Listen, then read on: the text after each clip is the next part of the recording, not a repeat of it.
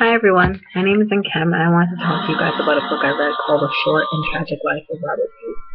Now this book is about a young man named Robert Peace who grew up in Orange, New Jersey, right outside of Newark, so a very impoverished, crime-ridden area. And he grows up with a single mother, Jackie, because for most of his life his father is incarcerated. Um, and while growing up, although he grows up very poor, his mother stretches herself thin because she wants the best for her son and wants him to, have opportunities that aren't necessarily afforded or awarded to many individuals in their community. And that's the opportunity of at a better life. That's a chance at a better life. So she stretches herself thin financially in order to afford private school for her son, where he goes and flourishes, graduating with a 3.97 GPA. And upon completing high school, he actually his academic performance was so well that it kind of caught the attention of one of the donors at the school, and through the donor, he was able to afford a college education, a Yale education specifically. Um, and although at Yale he did very well academically, there were a lot of barriers in place that hindered him from reaching his full potential. Not to give it away, but at the end of the book, Rob would be killed in a drug-related shooting at the age of 30. So he really doesn't get to, you know, live his life, to say the least. Um, so what I identified in this book as a barrier, whether it was intentional or not, that Hobb pointed out, were really the social barriers on campus for Rob, such as a lack of community support. While Rob was a freshman, Hobb recalls several times where Rob is just sitting alone, smoking a cigarette, and just simply keeping to himself. It's mostly because the difference in how Rob grew up and how he perceives many of his peers at Yale to live kind of causes him to rely on solitude as a safe haven from all the fronters, as he calls them. And these were just people at Yale who he felt pretended to be something that they weren't in order to fit in with the community at Yale. Um, so it was prejudice for individuals in his new environment that kind of led Rob to revert to his old coping mechanisms, which was the use of marijuana, and later that would evolve actually into him selling it on campus. I also realized a lack of guidance served as a barrier for Rob realizing his full potential as a Yale graduate. When Rob graduated Yale, he had no long-term or short-term professional goal in mind. He only knew that he would be returning to his old community in Orange, New Jersey, where his family and friends were.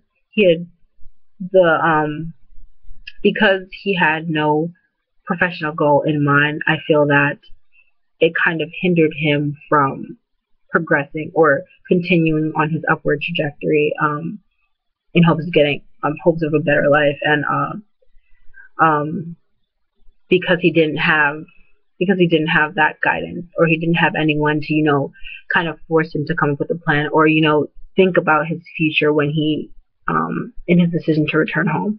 I know many people at Yale University actually told him that that was a bad idea, but I actually commend him for the decision. I just feel that um, instead of returning home, which he felt was his responsibility, that wasn't necessarily his entire responsibility. I felt his responsibility was more to come with an intention and a plan for making home a better place for him and his loved ones.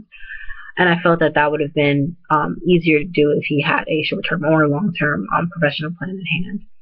And I think that although Rob certainly had the means and the potential to make a positive difference in his community upon returning to Orange, he didn't necessarily have the push.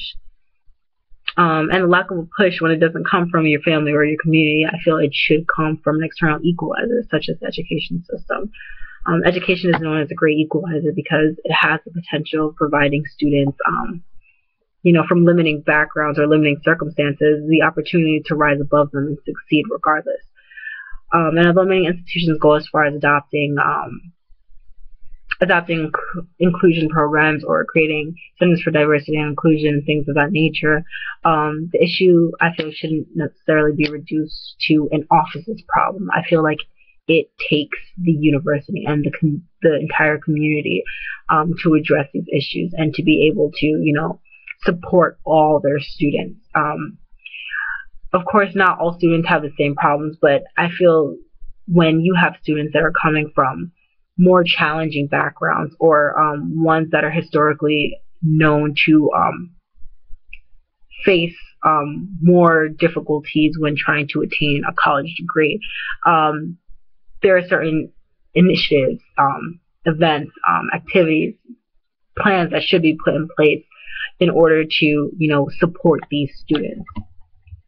In order to support these students, and I think that this was, and I think that not having someone, I guess, to talk to about his future plans and not really feeling a part of the community kind of made him revert to going back to, going back to Orange and just, going back where he fit in instead of, trying to forge a new path, one that had more opportunity and more promise.